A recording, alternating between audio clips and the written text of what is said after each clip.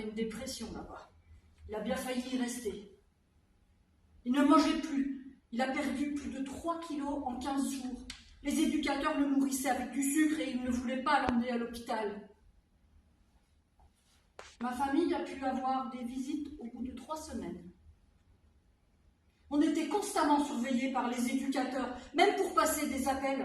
Ils nous mettaient sur haut-parleur et on ne pouvait plus s'exprimer vraiment sur ce qu'on ressentait par peur des représailles qu'il peut y avoir.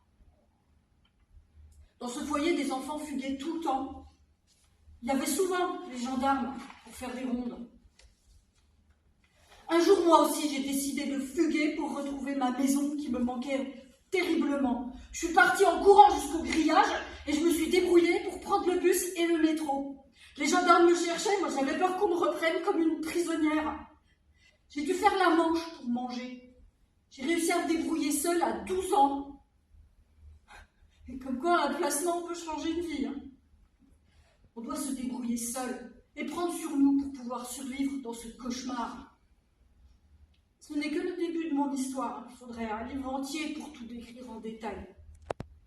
Je vais faire un petit résumé des événements les plus tragiques et je m'en arrêterai là parce que je n'ai pas assez de courage pour repenser à tout ça et refaire des cauchemars comme j'en faisais avant.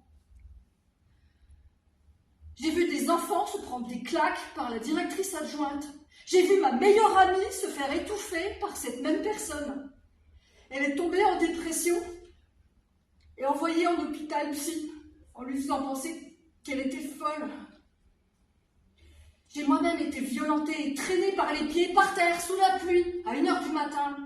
J'ai été prise par les épaules et secouée contre un mur pour récupérer un simple téléphone.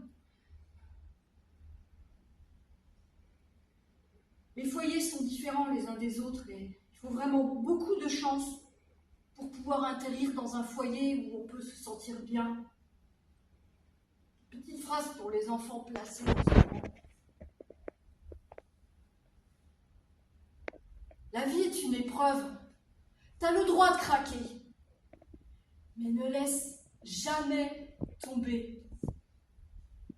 La vie finira par te sourire.